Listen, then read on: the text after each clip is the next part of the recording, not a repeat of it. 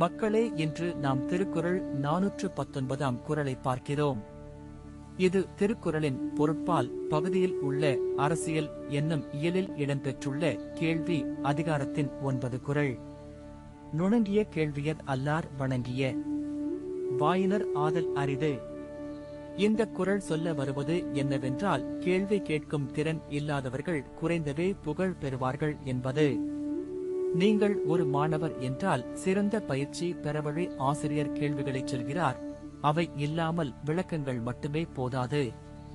அதேபோல் ஒரு மேலாளர் சூழலில் ஊழியர்களை கேள்வியூட்டாமல் வேலைகளை பிரிக்கலாம். அதன் பின்னர் அவர்களின் பங்களிப்பு குறைந்து நம்பகத்தன்மை இழக்கப்படும்.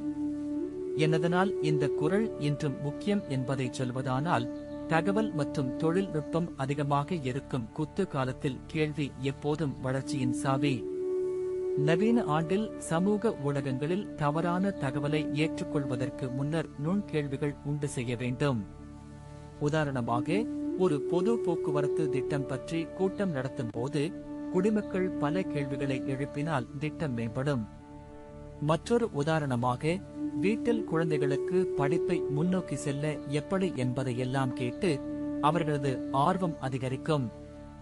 இன்றைய வாழ்க்கையில் இந்த குறளை நாம் பின்பற்றினால் ஒவ்வொருவரும் அறிவை ஆழமாக அறிந்து கொண்டு தன்னம்பிக்கை வளர்த்துக் கொள்ளலாம். அதனால் தனிப்பட்ட வளர்ச்சியுடன் சமூகத்திற்கு பயனும் கிடைக்கும். நாம் கேள்வி எழுப்பும் பழக்கத்தை வளர்த்து தவறான கருத்துக்களை சரியான தகவலால் மாற்றலாம். இத்தகைய முறையில் வாழ்க்கையின் ஒவ்வொரு பிரிவிலும் நல்ல முடிவு அடைய இயலும். இந்த குறள் திறமையான கேள்வி செய்யும் திறன் வெற்றியின் மையக் கொம்பு என்பதை அழகாக கூறுகிறது. நுணங்கிய கேள்வியர் அல்லார் வணங்கிய வாயினர் ஆதல் அரிது. அடுத்த அதிகாரத்தில் மீண்டும் சந்திப்போம்.